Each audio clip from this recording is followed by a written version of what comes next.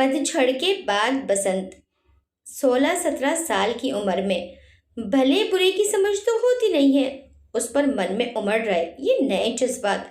सब कुछ नया नया लगने लगता है, घर वाले दुश्मन लगते हैं और ये 2-4 साल पहले मिले दोस्त सगे संबंधी। और फिर उस दोस्ती में भी अगर प्यार और इश्क के रंग खुलने लग जाएं, तो फिर इस दिमाग का कहना ही क्या। उसे एक स्पेशल शख्स के अलावा सभी दुश्मन और पराये लगने लगते हैं। कुछ ऐसा ही हाल था इस समय शक्ति का। मनीष के प्रपोज करने के बाद से ही उसने जैसे अपने दिमाग को एक अलमारी में बंद करके चाबी मनीष के हाथ में ही थमा दी थी। मुक्ति दीदी और आकाश जीजू उसे दुश्मन नजर आ रहे थे। इतनी बड़ी तो बात भी नहीं थी, बस कोचिंग से लौट रही शक्ति को नीचे पार्किंग में मनीष के साथ कुछ ज्यादा ही नजदीक होते देख लिया था आज आकाश जीजू ने। यथासंभव संयत स्वर में जब उन्होंने शक्ति को अपना समय फालतू चीजों में खराब न करते हुए पढ़ाई पर ध्यान लगाने को कहा, तो शक्ति कुछ ज्यादा ही तल्ख हो गई। आप अपने काम से काम रखिए जीजू, मेरे बाप बनने की कोशिश मत कीजिए। शक्ति की इस तल्खी ने आकाश को जैसे जमीन पर लापटका था। 10 साल की शक्ति को छोड़कर जब माँ पापा एक एक्सीडेंट की भेंट चढ़ गए थे, तो नए बिहाई आकाश और मुक्ति ने शक्ति को बिल्कुल बेटी की ही तरह अपना लिया था। अभी तक तो शक्ति भी आकाश को बिल्कुल पिता जैसा ही सम्मान दिया करती थी, पर आज की उसकी हरकत ने आकाश और मुक्ति को अंदर तक हिला दिया था। अमन ने ही बीच में आकर अपने पापा को संभाला था उस समय। अरे पापा, आप छोड़िए ना इन बेकार की बातों को, हम आज एक राउंड चेस खेलते हैं। शक्ति मुंह बनाकर अंदर चली गई थी और मुक्ति आकाश से नजरें बचाती रसोई में घुस गई थी। आकाश ने जब अमन के 2 साल का हो जाने पर एक बेटी की इच्छा जताई थी, तो मुक्ति ने कितने हक से आकाश को बोल दिया था। आज के जमाने में तीसरा बच्चा कौन करता है आकाश? शक्ति भी तो अपनी ही बेटी है ना। बात आई गई हो गई और आकाश ने शक्ति से एक दूरी बनानी शुरू कर दी, पर शक्ति को कोई फर्क नहीं था। वो तो मनीष के प्यार में सिर से पांव तक ऐसे डूबी हुई थी कि अब उसे किसी और के होने न होने से फर्क पड़ना बंद हो गया था। फैशन डिजाइनिंग का कोर्स करने के लिए शक्ति एक टेस्ट पास कर चुकी थी। जिस दिन उसका दूसरा और आखिरी पेपर था, वो घर से निकल तो गई पर सेंटर नहीं पहुंची। शाम को पेपर छूटने के समय आकाश शक्ति को लेने सेंटर पहुंचा, पर उसे वहां ना पाकर वो हैरान रह गया। घर पर फोन करके उसने मुक्ति को उसकी खबर दी, तो पता चला कि शक्ति मुक्ति की अलमारी से काफी सारे गहने, कैश और कीमती सामान लेकर गायब है। मनीष भी अपने घर से गायब था, वो भी काफी कीमती सामान और कैश लेकर कहीं चला गया था। काफी भाग दौड़ करने के बाद पता चला कि उन दोनों ने गोवा पहुंचकर शादी कर ली है, क्योंकि शक्ति पिछले हफ्ते ही बालिग हो गई थी। 2 पाई विद कोल्ड कॉफी, माइटा पिज्जा मीडियम, एक red sauce pasta with cold drinks. जल्दी जल्दी हाथ चला बच्चे, आज बहुत सारा कस्टमर है कैफे पे। जेनी आंटी ने कैश काउंटर पर बैठे बैठे ही अपनी कुक को आवाज लगाई। उसने अपनी स्पीड बढ़ाने की कोशिश की, मगर प्रेगनेंसी के 7वें महीने में वह ऑलरेडी अपनी गुंजाइश से ज्यादा काम कर रही थी। उसने पिज्जा ओवन से निकाला और इधर कॉफी बड़े से जार में डाल दी। पहले से उबाल कर रखा पास्ता भी खत्म हो रहा था। उसने एक तरफ रेड सॉस पकाने के साथ दूसरे चूल्हे पर पास्ता भी उबलने रख दिया। आज सच में कस्टमर्स की बाढ़ सी आ गई थी। उनकी पहले से की गई तैयारी खत्म हो रही थी और नए ऑर्डर आते जा रहे थे। वेटर को तीनों ऑर्डर तैयार करके देने के बाद उसने पिज्जा के लिए मैदा लगानी भी शुरू कर दी। अभी तो बस दिन के 12 ही बजे थे। 5 बजे तक अगर कैफे ऐसे ही चलना था, तो ज्यादा तैयारी करके रखनी भी जरूरी थी। एकाएक जेनी आंटी का किसी के साथ झगड़ा शुरू हो गया। हम तुमको एक भी पैसा नहीं देगा, ये उसकी मेहनत का कमाई है। तुम ड्रिंक करने वास्ते उसकी मेहनत का पैसा नहीं ले सकता, वो माँ बनने वाला है। जेनी आंटी का गिड़गिड़ाना सुनकर शक्ति किचन से बाहर भागी।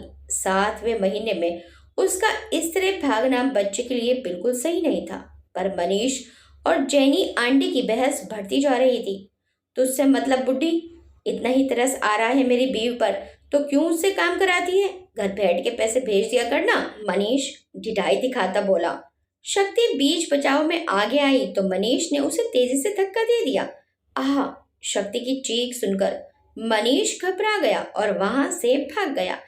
कस्टमर में मौजूद मिस्टर भार्गव ने शक्ति को पहचान लिया था। वो आकाश को वीडियो कॉल करके पूरा माजरा दिखा चुके थे। मिस्टर भार्गव ने टैक्सी बुलाकर शक्ति को हॉस्पिटल पहुंचाया। और आकाश मुक्ति पहली फ्लाइट पकड़कर गोवा के लिए निकल पड़े। दोनों के आंसू रुकने का नाम ही नहीं ले रहे थे। 12-14 घंटों की मशक्कत के बाद शक्ति की प्रीमेच्योर डिलीवरी करानी पड़ी थी।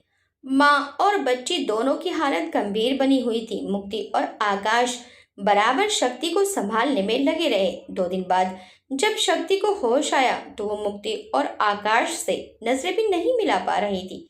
दीदी, जीजू, हो सके तो मुझे माफ। ये समय माफी मांगने का नहीं है पगली। जो बीत गया उसे बिसार दे। हम तुझसे नाराज हैं, पर ज्यादा नाराज इस बात से हैं कि 2 साल से इतना कुछ झेलती रही और हमें एक बार भी कांटेक्ट करने की कोशिश नहीं की। तुझे पता है, हमने इन 2 सालों में एक पल के लिए भी अपना फोन ना तो बंद होने दिया और ना ही अकेला छोड़ा। हर पल यही उम्मीद रहती थी कि तू कभी ना कभी हमें कॉल जरूर करेगी, पर तूने तो हमें एकदम पराया कर दिया। वो तो भला हो भार्गव जी का, जो तुझे पहचान गए और फौरन हमें खबर दे दी, वरना आज कुछ भी अनर्थ हो सकता था। मुक्ति किसी अनहोनी के डर से ही कांप रही थी। आकाश ने आगे बढ़कर दोनों को गले लगा लिया। शक्ति तो अब खतरे से बाहर थी, पर आरवी की जंग अभी जारी थी। जल्दी ही आकाश ने आरवी को स्पेशल चार्टर से अपने शहर ले जाने का प्रबंध किया और वहां 3 महीने हॉस्पिटल में रहने के बाद आज आरवी घर आ रही थी। खूब धूमधाम से बहुत सारे मेहमानों के बीच आरवी का घर में स्वागत हुआ। देर रात तक जश्न मनाने के बाद घर के सभी लोग लिविंग रूम में इकट्ठा हुए। अमन तो आरवी को छोड़ ही नहीं रहा था। माई एंजल आरवी, जल्दी से बड़ी हो जा, फिर हम साथ में ढेर सारी मस्ती करेंगे। मैं तुझे क्रिकेट और बैडमिंटन भी सिखा दूंगा और हम साथ में स्विमिंग क्लास भी जाया करेंगे। मैं तुझे न्यू फ्रेंड्स बनाने में हेल्प भी करूंगा। हम साथ में मूवीज भी देखेंगे। और 9 साल के अमन की लगातार चल रही बातें सुनकर आकाश भी मुस्कुराने लगे। एकाएक शक्ति ने आकाश और मुक्ति के आगे हाथ जोड़ दिए। मैंने आप दोनों के साथ जो किया वो माफी के लायक तो नहीं, पर मुझे पता है आप दोनों मेरी गलती जरूर माफ कर देंगे। शक्ति की आंखों में पश्चाताप के आंसू थे। मुक्ति और आकाश ने एक दूसरे की तरफ देखा और फिर मुक्ति की ओर से आश्वासन मिलने पर आकाश ने कुछ कागज शक्ति के आगे रख दिए। देखो शक्ति, माफी मांगने से कुछ नहीं होगा। अगर सच में गलती का एहसास है तो माफी कमानी पड़ेगी। शक्ति कागज देखकर हैरान रह गई। उसके दिमाग में मनीष के कई शब्द गूंजने लगे। ये लाड प्यार सब दिखावटी है। तेरे जीजा जी तो बस तेरे मम्मी पापा की छोड़ी दौलत हड़पने के चक्कर में है। देखना किसी भी दिन तुझे झांसा देकर कागज साइन करा लेंगे और तुझे एहसास तक नहीं हो सकेगा। मनीष अक्सर उससे ऐसी बातें करके उसको मुक्ति और आकाश के खिलाफ भड़काता रहता था। उसकी ऐसी बातें सुनकर ही वो घर छोड़कर भागने के लिए राजी हुई थी, पर उसे नहीं पता था कि धोखा जीजा जी नहीं मनीष दे रहा था। उसने अतीत की बातों को पीछे धकेलते हुए कांपते हाथों से कागज उठाया। ये तो फैशन डिजाइनिंग के लिए प्रवेश परीक्षा का फॉर्म है। उसके मुंह से एकाएक निकला, हाँ शक्ति, तेरे जीजू चाहते हैं कि तू अपना अधूरा सपना पूरा करे और वो मुकाम हासिल करे जो तू कभी पाना चाहती थी। मुक्ति प्यार से शक्ति का सिर सहलाती बोली। शक्ति आकाश और मुक्ति के गले लगकर खूब रोई। जिन दीदी जीजा जी के प्यार पर शक करके वो मनीष पर भरोसा करके भाग गई थी, आज वही उसके मरे हुए सपनों को साकार करने की कोशिश कर रहे थे। और मनीष, उसने उसके साथ क्या किया अब सभी को पता चल चुका था। पर जीजू, आरवी के साथ अब मेरा पढ़ना कहाँ संभव है। मुझे तो आप अपने ऑफिस में ही कुछ छोटी मोटी नौकरी दे दीजिए प्लीज। शक्ति ने असमर्थता जताई। अभी तेरी उम्र ही क्या है पगली। 20 साल की उम्र में जिंदगी से यूं हताश नहीं हुआ जाता है। तो आरवी की जिम्मेदारी मुझ पर छोड़कर अपने भविष्य पर ध्यान दे। आरवी आज से मेरी जिम्मेदारी है, मुक्ति ने कहा तो शक्ति एक बार फिर सोच में पड़ गई थी। अपनी बच्ची से अलग होकर रह सकेगी वो? अपना सपना पूरा करने की कोशिश में कहीं आरवी के साथ कोई नाइंसाफी तो नहीं होगी? आकाश और मुक्ति ये सब निस्वार्थ भाव से कर रहे हैं या इस सब के पीछे उनके भी कोई मंसूबे छुपे हैं? ये सब सवाल शक्ति को परेशान कर रहे थे। इन सब सवालों को शक्ति ने अपने दिमाग से निकाला। उसने आकाश की बात मानकर फैशन डिजाइनर बनने के प्रयत्न शुरू कर दिए। 3-4 महीने लगातार मेहनत करने के बाद जब उसने एग्जाम दिए तो बहुत अच्छी रैंक आई उसकी। फिर इंटरव्यू भी पास करके वो अपनी पढ़ाई पूरी करने दूसरे शहर चली गई। यहाँ आरवी आकाश और मुक्ति के सानिध्य में पल बढ़ रही थी। शक्ति को कभी कभी लगता वो आरवी को खोती जा रही है। जब पिछली बार वो छुट्टियों में घर आई थी तो आरवी अपनी तोतली जुबान में मुक्ति को मम्मी बोलने लगी थी। शक्ति खुद को ठगा सा महसूस करने लगी। उसके चेहरे से उड़े रंग देखकर मुक्ति अकाक सकपका गई थी। अरे, वो अमन मम्मी कहता है ना तो ये भी बोलने लगी है। अभी ना समझे ना, जब बड़ी हो जाएगी तो मम्मी मौसी का फर्क समझने लगेगी। शक्ति ने अपने मन पर काबू कर लिया। अभी तो उसकी पढ़ाई भी अधूरी थी और फिर उसे हथकरघे की कारीगरी में रिसर्च भी करनी थी। 2 साल का कॉलेज करने के बाद अब वो रिसर्च करने के लिए आदिवासी बस्तियों में जाकर वहाँ हथकरघे के काम की बारीकियां समझने वाली थी। उसे कॉलेज की तरफ से फंड भी मिला था जिससे वो उन आदिवासियों की कला को संरक्षित करके उसको आगे ला सके और मुख्य फैशन इंडस्ट्री से जोड़ सके। आरवी को ढेर सारा प्यार करके और अमन, दीदी, जीजू से विदा लेकर वो अपने अगले पड़ाव की ओर बढ़ चली। Anandi handicrafts and agriculture foundation, यही उसका अगला डेस्टिनेशन था। एक रिटायर्ड आर्मी ऑफिसर ने कुछ आदिवासी बस्तियों को गोद लेकर उनकी तरक्की और खुशहाली का जिम्मा उठाया था। उसके कॉलेज ने उसे इसी संस्था के अंतर्गत आगे की रिसर्च और सोशल वर्क का जिम्मा दिया था। लड़कपन में लिए एक गलत निर्णय ने उसे आज कितनी विषम परिस्थितियों में डाल दिया था। वो आरवी के साथ रहना चाहती थी पर उसे बेहतर भविष्य देने के लिए पहले अपनी जड़ें भी तो मजबूत करनी थी। फिर वो आज आरवी को ले भी जाती पर उसकी जितनी अच्छी परवरिश वहाँ एक खुशहाल परिवार के बीच में हो रही थी, वो एक सिंगल मदर होने की वजह से उसे शायद वो माहौल दे भी नहीं पाती। वैसे भी आरवी अब मुक्ति दीदी के बिना एक पल भी नहीं रह सकती थी। कभी कभी उसे लगता जैसे आकाश और मुक्ति ने उसकी बच्ची जानबूझकर उससे छीन ली है। पर उन दोनों की नियत पर एक बार शक कर चुकी थी वो, और अंजाम आंखों के सामने था। अब वो अपने मन में उनके लिए कोई भी मेल नहीं लाना चाहती थी। एक बार यहाँ का बॉन्ड पूरा हो जाए फिर देखते हैं। उसने गहरी सांस छोड़ी और गाड़ी से उतरकर फाउंडेशन के आश्रम की ओर कदम बढ़ा दिए। Anandi handicrafts and agriculture foundation, बड़े बड़े अक्षरों में हिंदी में लिखा है नाम, शक्ति के मन को बहुत शांति दे रहा था। प्रकृति की गोद में बसा शहरी आपाधापी से दूर शांत और निर्मित बहती हवा, सब कुछ शक्ति को किसी अद्भुत देवी स्थान की अनुभूति दे रहे थे। हिंदी के नीचे ही स्थानीय भाषा में भी संस्था का नाम लिखा था। बाहरी दीवारें प्राकृतिक बेल और झाड़ियों से ढकी हुई थी। लोहे के उस दरवाजे के अंदर घुसते ही उसे अजीब सिरहन महसूस हो रही थी, जैसे कोई चुंबकीय शक्ति उसे अपनी ओर खींच रही थी। कुछ आदिवासी महिलाएं वहां बैठकर सब्जियां साफ कर रही थी। वो अपने स्थानीय लोकगीत गुनगुना रही थी। चिड़ियों की चहचहाट उनकी आवाज के साथ ऐसे सुर मिला रही थी जैसे संगीत की कोई धुन बज रही हो। शक्ति ने आंखें बंद करके वहां की खुशबू को आत्मसात किया। कितने सालों बाद वो आज एक अजीब सा सुकून महसूस कर रही थी, शायद मनीष के बाद। मनीष का नाम ध्यान आते ही उसका मन कसेला हो गया। सधे कदमों से वो वहां बैठे एक अधेड़ उम्र के दंपति की ओर बढ़ गई। कैप्टन बसंत, उसने प्रश्नवाचक दृष्टि से उन सज्जन पुरुष को निहारा। वो तो आपको पिछले अहाते में मिलेंगे, ये उनकी वर्जिश का समय है। उन सज्जन ने अपनी स्मार्ट वॉच में समय देखते हुए कहा। शक्ति वो उनके पहनावे और हाव भाव से उन्हें ही रिटायर्ड आर्मी ऑफिसर समझ बैठी थी। उनसे रास्ता पूछकर वो पिछले अहाते की तरफ बढ़ चली। 6 फीट लंबा कद, सलोना सा गोरा रंग, छोटे कटे बाल, बलिष्ठ भुजाएं, चौड़ी छाती और एक नकली पांव। करीब 26-27 साल का एक सुदर्शन युवक वहां दंड घुमा रहा था। उसकी बलिष्ठ भुजाओं के आगे वो दंड पीछे से दयनीय लग रहा था। उसके छोटे बालों में से एक लट उसके माथे पर आकर ठहर गई थी, जो लगातार बह रहे पसीने के लिए रास्ता बना रही थी। फिर माथे पर गिर रहा पसीना उसकी तीखी नाक से गुजरता हुआ उसके होंठों को छू रहा था। वहां से एक मोड़ पर वो गायब होकर सीधा ठोड़ी से नीचे टपक रहा था। इससे पहले कि वो पसीने की आगे की यात्रा ढंग से देख पाती, एक मीठी सी चंचल आवाज उसके कानों से टकरा गई। मुंह बंद कर लीजिए मिस, जंगली मच्छर अंदर चला गया तो लेने के देने पड़ जाएंगे। कैप्टन बसंत की नजर उस पर पड़ चुकी थी। उनको देखते हुए शक्ति का मुंह खुला का खुला रह गया था। जिस पर कैप्टन बसंत ने ये चुटकी ली थी। शक्ति रंगे हाथ पकड़े जाने की शर्म से गड़ी जा रही थी और कैप्टन बसंत उसके शर्म से लाल हुए चेहरे को देखकर हंसे जा रहे थे। अपनी टोप मिटाने के लिए शक्ति ने एक और बेवकूफ़ी कर दी। वो सॉरी रिटायर्ड कैप्टन सुनकर लगा था कि कोई 50-55 साल के अंकल होंगे।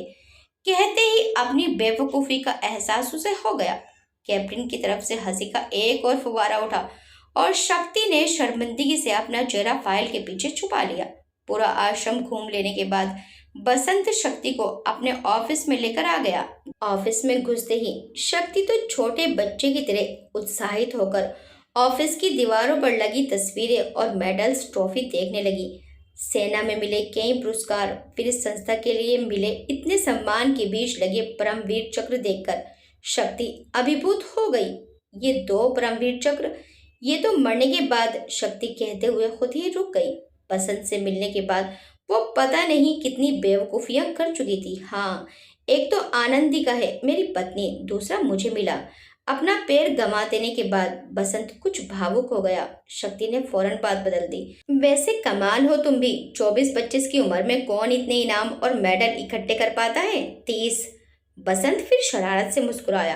ओह 30 ही मेडल? शक्ति गिनने लगी। नहीं, मेरी उम्र 30 साल है शक्ति जी। बसंत फिर हंसने लगा और शक्ति फिर शर्मिंदा हो गई। लगता है बसंत के सानिध्य में वो ऐसी ही हरकतें करने वाली थी। शक्ति ने मन ही मन अपने मुंह पर गोंद चिपकाया और आगे का काम समझने लगी। एक दिन के लिए इतनी शर्मिंदगी ही काफी थी। शक्ति को वहां आए 3 महीने होने आए थे। इस दौरान उन्होंने 5 प्रदर्शनियां भी लगाई थी हैंडीक्राफ्ट्स और कारीगरी के प्रमोशन के लिए, जिनमें से आखिरी तो बहुत ज्यादा चर्चित हुई थी। शक्ति का नाम भी सोशल मीडिया और अखबारों में आने लगा था। आखिर हर कोई तो मेट्रो सिटीज की ऊंची तनख्वाह वाली नौकरी को छोड़कर यहाँ आदिवासियों के साथ काम करने नहीं आता है ना। आज बसंत और शक्ति एक और सफल प्रदर्शनी लगाकर वापस हो रहे थे। सारा सामान और कबीले के लोग तो ट्रक में बैठकर वापस हो लिए थे, पर कुछ विदेशी क्लाइंट से मिलने की वजह से बसंत और शक्ति एक दिन और रुक गए थे। आज उन्हें अब तक की सबसे अच्छी डील मिली थी। कारीगरों को अपने काम के लिए 3 गुना पैसे मिलने वाले थे और उनकी छुपी हुई कला की चर्चा विदेशों तक भी पहुंच रही थी। लौटते हुए शाम हो गई थी। बसंत और शक्ति दोनों ही चुप थे। कुछ खिंचाव सा था दोनों के बीच सुबह से। सुबह जब शक्ति तैयार होकर रूम से बाहर निकली थी तो गुलाबी साड़ी में उसे देखकर बसंत का दिल धड़कना भूल गया था। उसने जल्दी से शक्ति की तरफ एक फ्लाइंग किस उछाल दी थी और शक्ति तब से एकदम गुमसुम और चुपचाप थी। बसंत परेशान हो रहा था शक्ति की चुप्पी से। उसे अपने किए का कोई मलाल नहीं था। वो आर्मी वाला बंदा था, जो उसके दिल में था उसे छुपाना नहीं आता था। उसने अपने बीच बसी चुप्पी को तोड़ने का निश्चय किया और कार का म्यूजिक धीमा कर दिया। देखो शक्ति, अगर तुम्हें मेरी आज की शरारत बुरी लगी हो तो खुलकर बताओ, क्योंकि मैं माफी मांगने वाला नहीं हूँ। मैंने कुछ भी गलती से या जल्दबाजी में नहीं किया है। जो मेरे दिल में है शुरू से, बस उसे आज जाहिर किया है तुम्हारे आगे। और कहीं ना कहीं मुझे लगता है कि तुम्हारा दिल भी यही चाहता है। फिर क्या बात है जो तुम्हें परेशान किए जा रही है? अगर मेरे अपाहिज बसंत शक्ति की चुप्पी का गलत मतलब निकाल रहा था। बसंत, आप अपने आप को दोष मत दीजिए। आप अपाहिज नहीं हैं। अपाहिज तो वो लोग होते हैं जो सारी सुख सुविधाओं के होने के बावजूद किसी की मदद नहीं कर पाते हैं। आप तो वो मजबूत स्तंभ हैं जिनके सहारे आज हजारों आदिवासी और कारीगरों को अपनी मेहनत और हुनर का सही मूल्य मिल रहा है।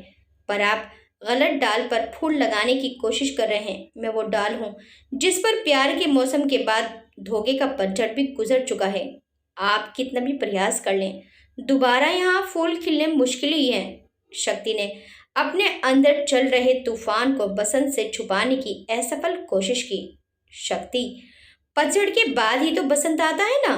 बसंत ने गाड़ी एक तरफ रोककर शक्ति के दोनों हाथ अपने हाथ में ले लिए थे। शक्ति कुछ नहीं कह सकी। बसंत के व्यक्तित्व के आगे वैसे भी उसकी जुबान अक्सर फिसल ही जाती थी, पर अब वो कोई फैसला अकेले नहीं लेना चाहती थी। इसलिए उसने पलकें झुकाकर चुप रहना बेहतर समझा। बसंत ने फिर भी उसे और परेशान नहीं किया और बाकी का सफर उसी खिंचे माहौल में पूरा हो गया। 2 दिन हो गए थे उन्हें प्रदर्शन से लौटकर आए। कैप्टन बसंत एक बार भी उसके सामने नहीं आए थे। यूं तो उसे तसल्ली होनी चाहिए थी कि वह खुद ही पीछे हट गए हैं शायद, पर तसल्ली की जगह एक अजीब सी बेचैनी उसके अंदर बढ़ती जा रही थी। 2 दिन से सुबह की चाय भी फीकी लग रही थी शक्ति को। उसके कमरे की खिड़की से वर्जिश करते कैप्टन सूरज के साक्षात दर्शन जो नहीं हो रहे थे। अब रोज चाय लेकर खिड़की की आड़ में बैठ जाती थी वो, और उनको दंड घुमाते देखते चाय के घूंट भरती जाती थी। उसके बाद काम के दौरान भी उसका कैप्टन से सामना होता रहता था, और हर मुलाकात के साथ कोई ना कोई खूबसूरत और प्यारा सा लम्हा छूट ही जाता था। 2 दिन से तो ऑफिस में भी नहीं दिखे कैप्टन। एक बार वो फिर बसंत के ऑफिस की तरफ चक्कर लगाने पहुंच गई। शायद आधे शीशे में ही जनाब के दर्शन हो। आप सर को ढूंढ रही हैं क्या? चपरासी ने फाइल उठाते हुए पूछा तो वो थोड़ा सकुचा गई। जी, कुछ पेपर्स पर साइन लेने थे सर के। दिखे नहीं वो 2 दिन से। शक्ति झूठ मूठ अपना पर्स टटोलती बोली। आप मुझे दे दें कागज, मैं ये फाइल भी सर को देने जा रहा था।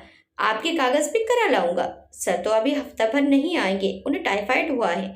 चपरासी ने खबर दी तो शक्ति परेशान हो गई। एक काम करो भैया, फाइलें भी आप मुझे दे दो। मुझे कुछ बातें भी पूछनी थी सर से, तो मैं ही साइन करा लेती हूँ। शक्ति ने चपरासी से फाइलें ली और अपने कमरे में आ गई। पता नहीं किस बात पर उसके आंसू गिरे ही जा रहे थे। रोते रोते मूंग दाल का सूप बनाया और फाइलें लेकर बसंत की कॉटेज की तरफ बढ़ गई। कॉटेज का मुख्य दरवाजा खुला पड़ा था। अंदर पहुंची तो घर का हाल देखकर सिर घूम गया। शायद वापस आने के बाद सामान खोल भी नहीं पाए थे कैप्टन। बाहर सोफे पर भी चादर ओढ़े सो रहे थे बसंत। मुझे इतना सताकर बहुत अच्छी नींद आ रही है ना आपको? हौले से उसके बाल सहलाए तो बुखार की तपिश बातें पर महसूस की उसने। पहले कैप्टन के कपड़े मशीन में धुलने लगाए और फिर सारा घर एक सा किया। फिर आराम से कैप्टन के पास मूढ़ा डालकर बैठ गई और धीरे से उन्हें जगाने लगी। कैप्टन उठिए, सूप ले लीजिए, फिर आपको दवा भी खानी होगी, जल्दी उठिए। कैप्टन हल्का सा कुनमुनाए और फिर शक्ति का हाथ अपने हाथों के बीच दबाकर फिर सोने का उपकरण करने लगे। कैप्टन, कैप्टन, मेरा हाथ छोड़िए कैप्टन, आंखें तो खोलिए कैप्टन। शक्ति एकदम घबरा गई। बिल्कुल नहीं, मैं आंखें खोलूंगा तो तुम गायब हो जाओगी। तुम हमेशा यही करती हो। कैप्टन ने उसका हाथ अपने सीने पर रखते हुए कहा। शक्ति के गाल गुलाबी हो गए। बसंत सो नहीं रहे थे, वो तो बस आंखें बंद किए चपरासी का इंतजार कर रहे थे। शक्ति को वहां देखकर चुपचाप लेटकर मजे ले रहे थे। इसका मतलब बसंत तब भी जगे हुए थे जब मैंने इनके बाल। शक्ति अपना हाथ छुड़ाने का जतन कर ही रही थी कि बसंत ने एक शगुफा और छोड़ दिया। वो सूप तो पिला दो मुझे जो इतने प्यार से बनाकर लाई हो। मना नहीं कर पाई शक्ति। धीरे से कटोरदान उठाया और चम्मच में लेकर थोड़ा थोड़ा सूप कैप्टन को पिलाने लगी। अगर बीमार पड़ने के इतने फायदे हैं तो भगवान मुझे कभी भी ठीक मत। बसंत, मजाक की भी एक हद होती है। जाओ, मैं आपसे बात ही नहीं करूंगी। शक्ति की आंखों से झरझर आंसू गिरने लगे। 2 दिन का इंतजार और फिर बसंत की ऐसी हालत देखकर वो तड़प रही थी। शक्ति, क्यों चीजों को और मुश्किल कर रही हो, अपने लिए भी और मेरे लिए भी? जब प्यार है, चाहे तो इकरार से इनकार क्यों? बसंत ने शक्ति से सवाल किया तो वो समझ गई कि अब भागना संभव नहीं है। बसंत, मैं एक बार प्यार करके पछता रही हूँ और अब मैं कोई भी निर्णय खुद लेने से डरने लगी हूँ। मनीष के बारे में दीदी जीजू ने मुझे इतना चेताया, मगर मैं प्यार में ऐसी अंधी हो गई कि अपना भला बुरा समझ नहीं पाई। अब निर्णय लेने में डर लगता है बसंत। ऐसा नहीं है कि तुम पर भरोसा नहीं है, खुद पर से विश्वास उठ गया है मेरा। शक्ति की मन स्थिति जानकर बसंत उसे बस सांत्वना देने लगा। ये लीजिए। हमें लगा था साली साहिबा काम में बिजी होंगी, पर ये तो यहाँ आराम में व्यस्त लगती हैं। आकाश की आवाज सुनकर शक्ति एकदम उठकर खड़ी हो गई। आज वो ऐसे शर्मा रही थी जैसे चोरी रंगे हाथों पकड़ी गई हो। आकाश और मुक्ति दोनों हंसते हुए कमरे में आए और बसंत को अपना परिचय दिया। थोड़ी ही देर में बसंत और आकाश गहरे दोस्तों की तरह बातें करने लगे। आकाश और मुक्ति की सहमति से शक्ति और बसंत जल्दी ही शादी के बंधन में बंध गए। आरवी मुक्ति को छोड़ने के लिए तैयार ही नहीं हुई तो फिर आकाश और मुक्ति ने उसे औपचारिक तौर पर गोद ले लिया। आखिर शक्ति के जीवन में पतझड़ के बाद बसंत आ ही गया। आपको ये कहानी कैसी लगी हमें कमेंट करके जरूर बताइएगा। वीडियो अच्छी लगी तो वीडियो को लाइक शेयर सब्सक्राइब करना मत भूलिएगा। मिलते हैं नेक्स्ट टाइम एक अच्छी सी कहानी के साथ। Till then bye bye.